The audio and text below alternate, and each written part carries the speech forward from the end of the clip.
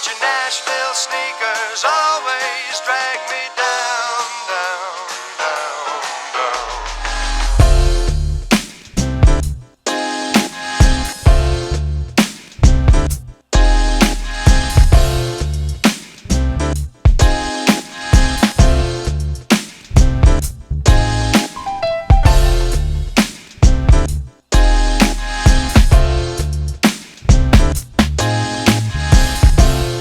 Welcome to a new episode of Yo, It's the Kicks. It's A.B. I'm filling in for my big brother Dre McFly, and we at the location of Music City Vintage. And also we got the homie DJ Deadstock on the show today. So introduce yourself to the world. I appreciate you guys having me. Go by DJ Deadstock from Nashville, Tennessee. Okay, so let's talk about the origins, man. Let's start with that. So what was that one sneaker that made you get into the culture? That one sneaker was the Air Max 1 or 87s. That's kind of where it all started. Seen the kid pull up on the moped down my street when I was playing in the streets with my brothers. He had the Air Max 1s on. Looked like the Curry colorway. Can't remember which exact colorway it was, but such a clean shoe that air pocket kind of just popped out at me. Fell in love with the shoe instantly. Couldn't have it. I think it was like 15 years later I finally was able to. That's how long it took. Was able to acquire that shoe. And that's kind of where it started. That and the Jordan 4, the white cements, had that. That was my first pair of J's, and that's where it all started. I mean, you can't go wrong with the Air Max 1s, man. The comfort level is on another level. Designed by Tinker Hatfield as well, too. And also he designed the Jordan 4s. The Jordan 4 is one of the sneakers that made me get into the culture as well, man. You can't go wrong with them. I actually got them on right now. His design was just flawless. I mean, he actually started off as an engineer, which is crazy. Or what was it, a structural engineer, something like that. And it's just timeless, the design behind it. Those are all facts, man. Can't go wrong with those two joints, man. The Air Max 1s and also the Jordan 4s. Let's talk about your love for Air Maxes. I know that you rock a variety of sneakers, but your collection of Air Maxes is amazing, man. So let's talk about how that all started. Man, so, I told you earlier, when I saw the Air Max for the first time, fell in love with it. My mind has never been off the Air Max. My collection is strong of Air Max 1s and Air Max 90s. I think I have more Air Max 1s than Air Max 90s right now, I believe. I haven't really counted. But just that, and between that and the comfort, and all the collaborations, the different varieties, the colors that you can get now, it's endless of Air Maxes that you can get. My Jordan collection is pretty strong too, but Air Max that's home for me. The comfort level is there, like I said before. The Air Max can't go wrong with that, man. It's the shoe, aka the dope runners. So, if you're in the trap, in the bando, you can't go wrong with them Air Maxes, man. So with me being a parent myself, man, and I know how it could be as far as with copy sneakers for your kids, man. It could be difficult because they're growing, and a lot of sneakers, man, don't come out in kids. So, and one thing that stands out about you, man, you got a lot of sneakers for your child. So let's talk about that, man, as far as for that process. Yeah. So man, when I actually started copping his kicks before he was even born, I copped a pair of infrared 90s before I even knew he was coming. Probably 2 years before he was even born, because I was like, I'm gonna probably have a son one day or a daughter. I want to lace them up. So I started off early.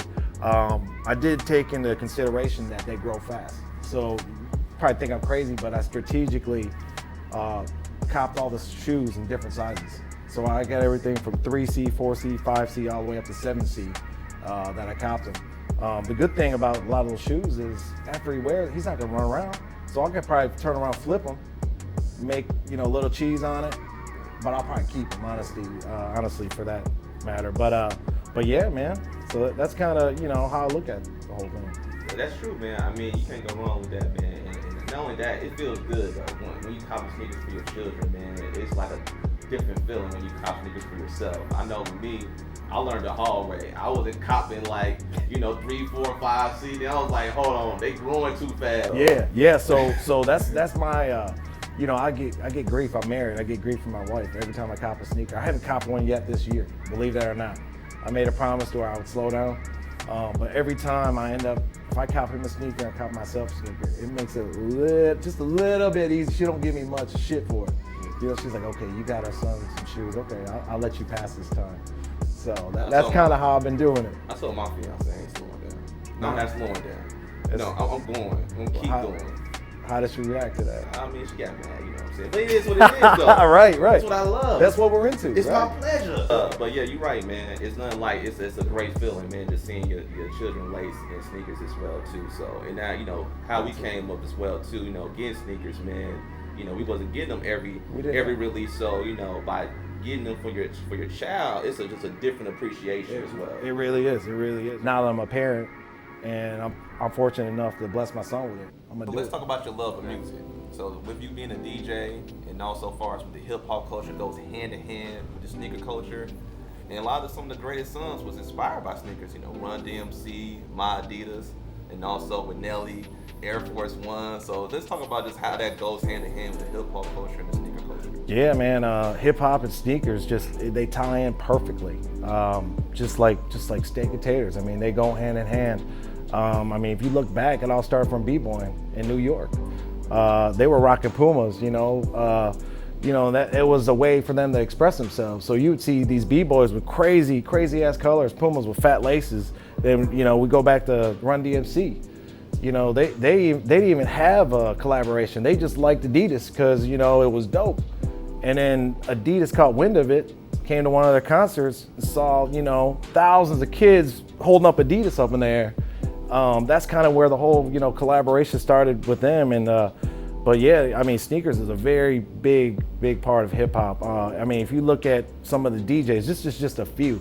I guarantee you there's 1,000 other DJs that are unknown, but you got DJ Khaled, you got DJ Greg Street, DJ Clark Kent, DJ A.M., RIP to DJ A.M. But I mean, sneakers and hip hop, that's bread and butter right there. I mean, that's true, man. I mean, those all facts. I mean, as far as with hip hop and sneaker culture, it goes hand in hand. I mean, it's been there since the beginning of the time. I mean, like you stated, as far as with the Adidas situation, nobody wasn't rocking Adidas till Run DMC dropped that song My Adidas. And now they signed a collaboration deal with Adidas. If I'm not mistaken, that was the first deal between an artist and hip hop and a sneaker company. We have my favorite part of the episode, man. We're gonna talk about Deadstock collection. So here's some of his Grailz, and explain to the world, man, as far as what they mean to you. Going back to the Air Max 1, the biggest thing about the Air Max 1s, which you were right, those are the OG colors, is the nostalgia behind the whole thing. It started in '87. I was born in '80. That was my era right there. So that Air Maxes that's where home is for me. Majority that you can see right here is Air Max 1s, and then you got a few Air Max 90s. That was I think that was like a generation or two after the Air Max 1, to be technical. It's hard to decide which one I like more, the 90s or the ones. Like you can't go wrong with either or. Right. You can't go wrong, man. Right. They're super similar. Honestly, if you look at the designs, they're real similar. So you got the OG colors right here, the red and blues. I want to say this was the first one that launched. I could be wrong about that. And then you got the Witherspoons right here. Man, those are crazy.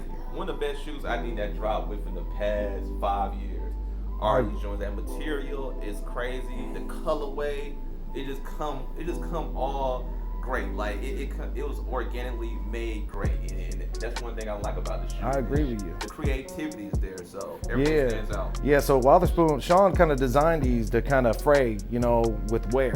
So the more you rock these, the more they can fray up. These pair are DS. I got my other pair that I rock at home actually.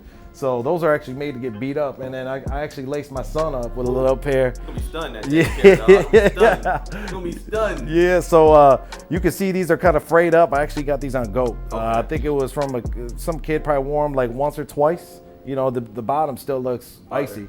So then you got the Atmos 90s. This is what the 90 looks like. Very similar to the Air Max 1.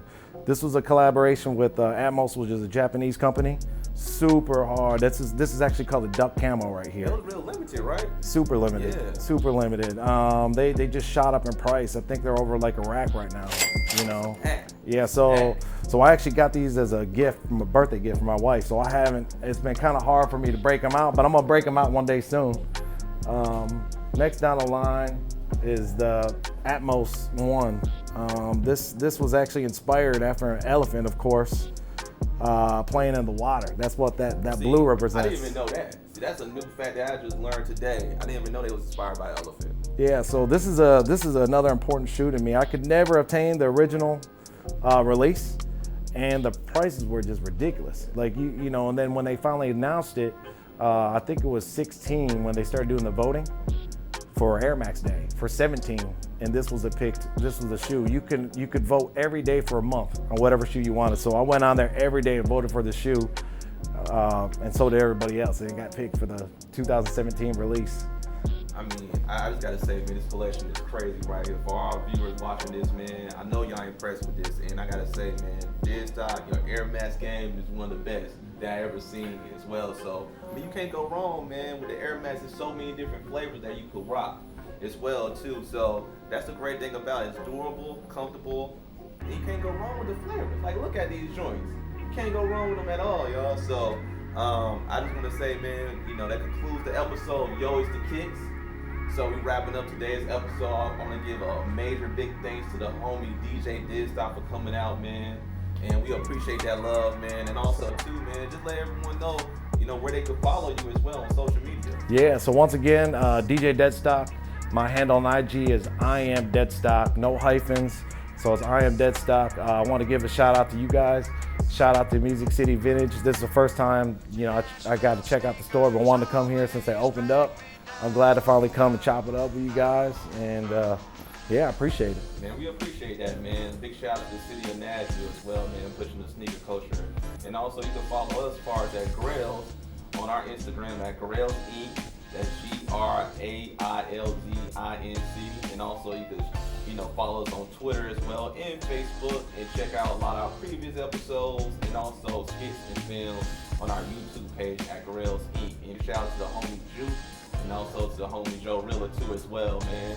And also, last but not least, we gotta give a major shout out to my man Justin, and also Trey for us holding it down at Music City Vintage, man. Definitely, if you wanna come here and get that nostalgic feel, that environment, that vibe, and also vintage clothing as well too, and great Southern hospitality, come on to Music City Vintage. And we sign off for the day, man. Peace.